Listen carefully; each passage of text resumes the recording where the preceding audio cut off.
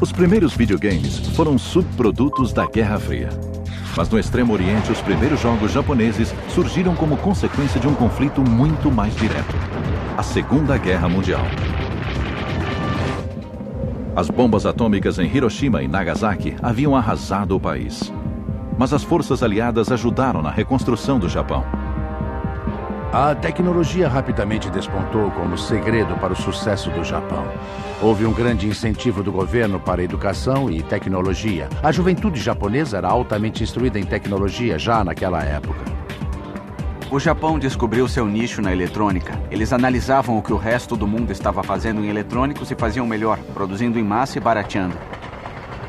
Mas as antigas feridas ainda não estavam cicatrizadas. Se observarmos a cultura japonesa do pós-guerra, com certeza podemos notar o reflexo da experiência da bomba atômica em muitas das obras. Godzilla, King of the Monsters, stalking the Earth, crushing all before it. Era a época de filmes como Godzilla e outros com grandes monstros de borracha. Quando você combina o conteúdo cultural do Godzilla com o poder tecnológico do computador, você cria alguma coisa parecida com a fascinação que o videogame provoca. O Japão estava na vanguarda da indústria eletrônica.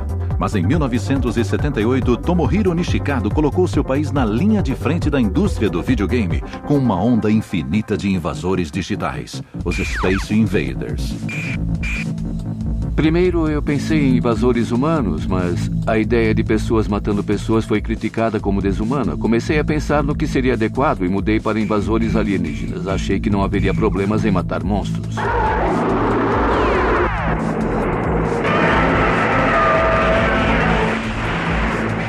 Eu acho que quando você olha para os Space Invaders, não é absurdo comparar os alienígenas que caem do céu com aviões sobrevoando o Japão. Claramente são armas de destruição em massa que estão vindo do céu.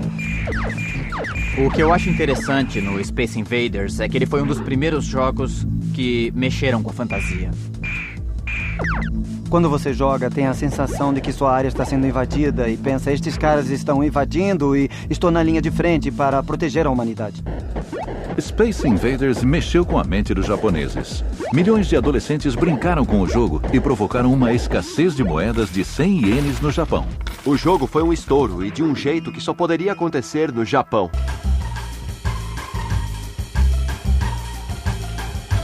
O videogame era uma novidade, uma coisa diferente, uma experiência que fazia valer a pena sair de casa.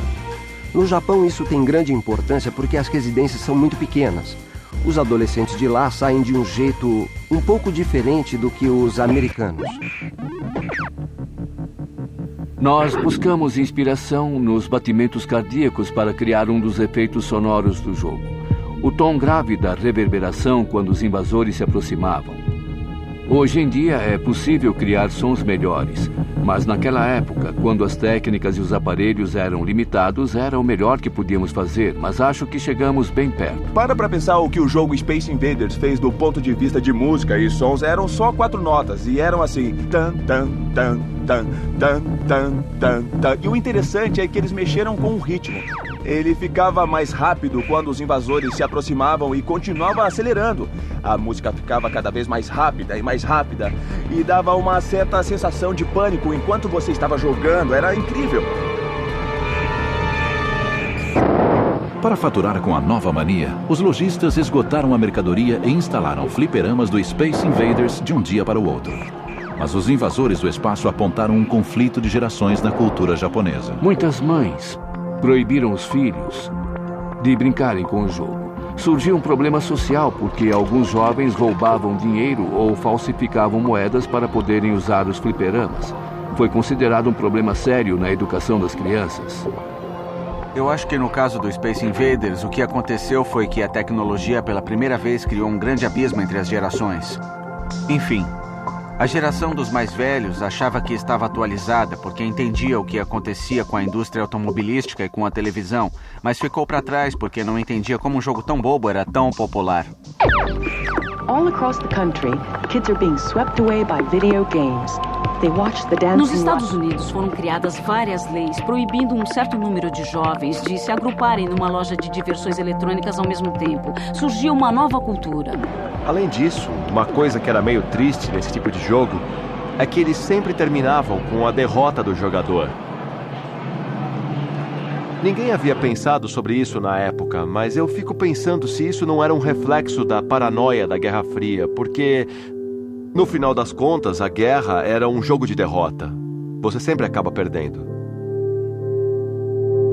O jogo Space Invaders era a expressão digital de uma época sombria. Mas como o Japão sempre teve uma queda por personagens fofos e bonitinhos, surgiu o Pac-Man.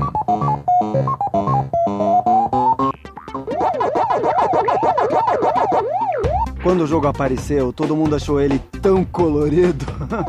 O Pac-Man é o exemplo perfeito da esquisitice japonesa. Personagens de videogames são carismáticos, mas na cultura ocidental, em vez de carismáticos, eles são considerados infantis.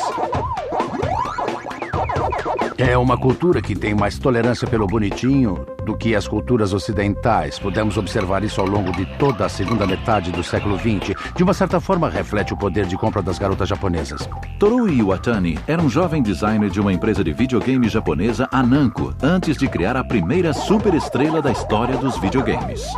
Há mais de 20 anos, em 1980, o Pac-Man foi lançado. Naquela época, enquanto nós estávamos desenvolvendo o Pac-Man, os fliperamas tinham uma atmosfera sombria.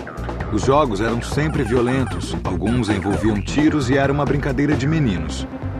Mas eu queria atrair meninas e casais para esse segmento. As garotas eram o alvo do novo jogo. Nós pesquisamos vários assuntos, desde moda até rapazes. E como as meninas sempre comem sobremesa depois das refeições, pelo menos a maioria delas, decidimos que teria a ver com comida. Em seguida, fomos almoçar. Eu pedi uma pizza, cortei um pedaço e pronto. Lá estava o Pac-Man na minha frente. Resolvemos apostar nisso.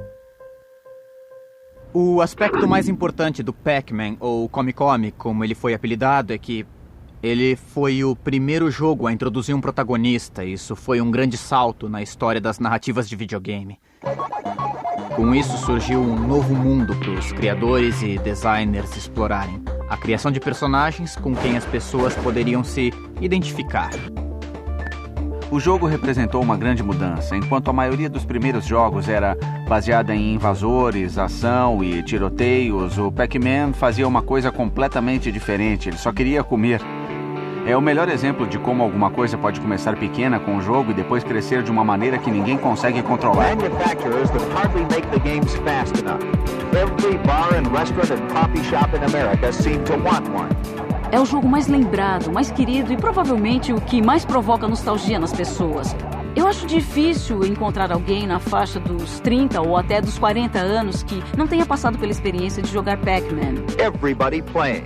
Men, women, children, families. It seemed like Pac-Man had taken over our lives. O Pac-Man deve ter sido responsável pelo início do merchandising, que significa pegar alguma coisa que foi criada para um propósito e transformar em outra completamente diferente, como música ou bicho de pelúcia. Havia brinquedinhos piegas, desenhos animados, criaturas com perninhas fazendo todo tipo de coisa e até a senhora Pac-Man. Don't you know I'm more than Pac-Man with a bow? O Pac-Man foi adorado e bem aceito durante muitos anos. E as vendas nunca caíram. Já se passaram mais de 25 anos e o Pac-Man continua aí. Está durando um tempo incrivelmente longo.